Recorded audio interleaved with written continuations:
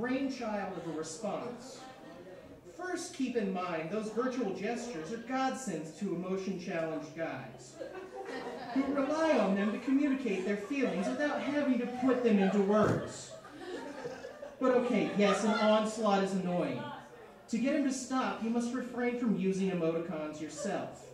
Out of sight is out of mind. And also, if you don't want him to think you actually like the dreaded winky face, next time, make up a story about a friend who was flirting with the guy she liked on Facebook, and all was going well until he wrote her back with an emoticon overload. At which point she completely lost interest and pulled a slow fade. Watch his reaction. If he doesn't come to the other dude's defense, he got the gist. That is so much nicer than my reply, because my reply would have been, "You're a cunt, and your standards are inexplicably high. Enjoy dying alone."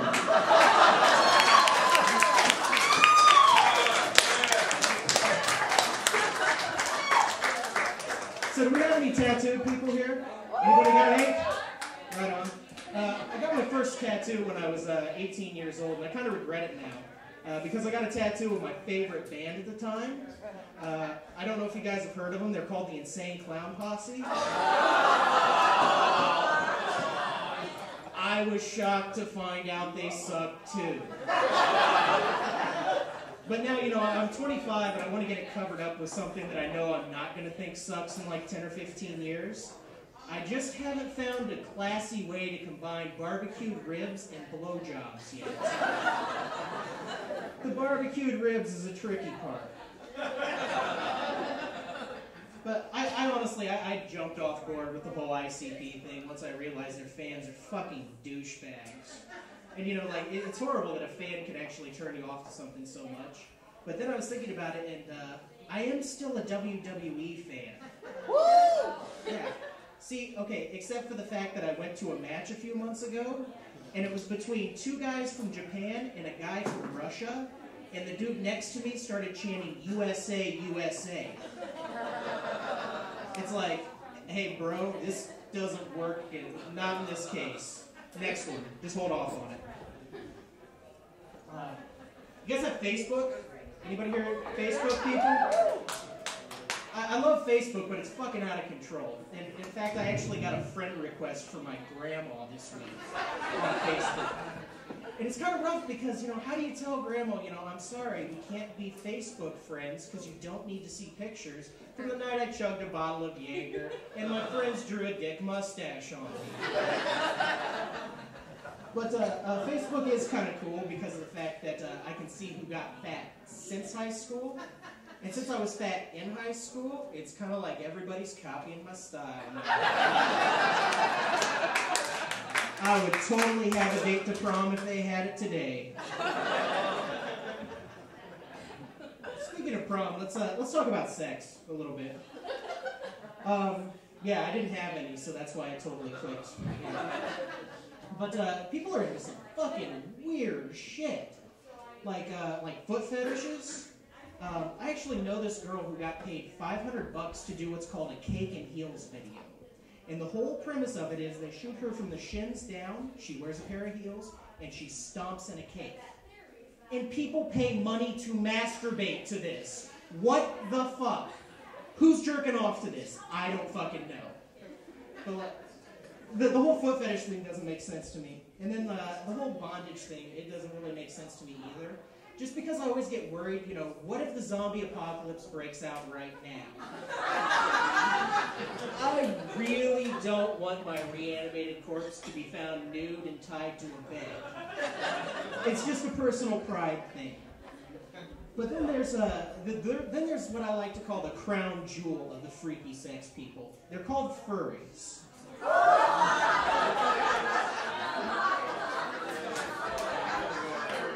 You guys know what furries is, I'm guessing, since everybody laughed. See, my whole problem with that is the fact that I was a high school mascot for 4 years and didn't get pussy once! But, you know, if you really think about it, the whole furry thing, it's kind of like bestiality light. It's like, you know, you think you might want to fuck an animal, but you're not ready to commit yet. Also, speaking of sex, I know I look like a certain famous person, but the next person to come up to me and ask for an autograph because they think I'm Susan Boyle is getting stabbed in the fucking neck! But no, I've gotten the Silent Bob thing for a long time, ever since I first grew a beard. And everybody's like, well, why don't you just cut the beard off if you don't want to look like the guy? And I'm like, well, without the beard, I look like I'm 15. It would have taken me fucking 5 pieces of ID to get into the bar tonight if I didn't have a beard. But, it's also kind of unfortunate because nobody wants to blow Silent Bob. There's not a bar full of girls somewhere wanting to blow Silent Bob. And if there is, please give me the address. I have a GPS. You look like Kung Fu Panda!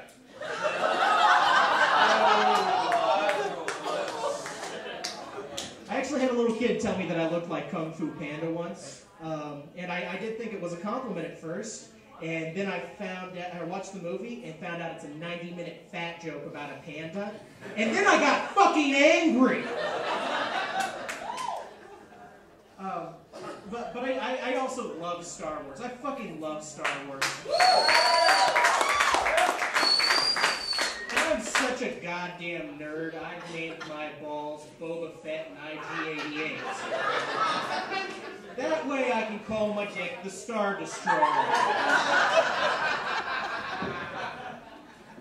And just a fair warning to everybody, if you invite me over to watch A New Hope at your house, and Greedo shoots first, I will burn your fucking house to the ground!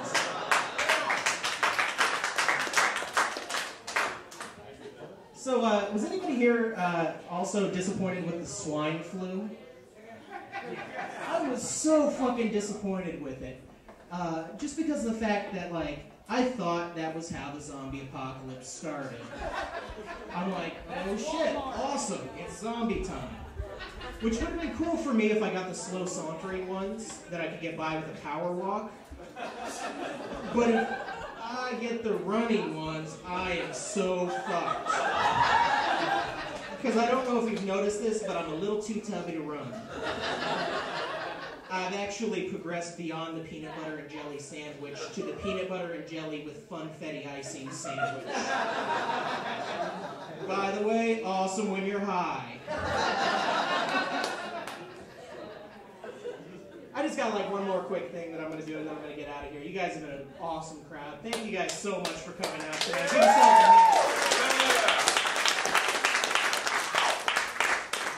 a hand. Did anybody here see The Dark Knight? Yeah. I fucking love The Dark Knight. But the only thing that really killed that movie for me was the Batman voice. You know what I'm talking about. He's a fucking billionaire! Couldn't you have found a more clever way to disguise his voice when he's in the costume? Instead, he just sounded like a chain-smoking metal singer. Yeah, exactly. But, they're probably not going to make another one just because of the fact that Heath Ledger died and everything, which I think is bullshit. Because I think I could totally play the Joker in the next Batman movie.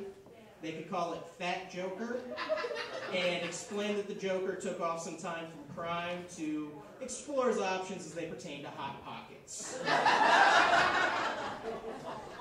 It would be a summer blockbuster and a half. So you guys get on your blogs and write about that. Hopefully we can get that done. But there used to be this old comic series called What If? And it would be all these crazy combinations of stuff, like, what if the Hulk and Spider-Woman had a baby together and it was a Spider-Hulk baby? And, what if Professor X could walk? Some of them were really lame, but some of them were really cool. And I was thinking, well, the economy's fucked now. So, what if Batman had to get a job at the Arby's drive-thru? People pull up and be all like, where are they?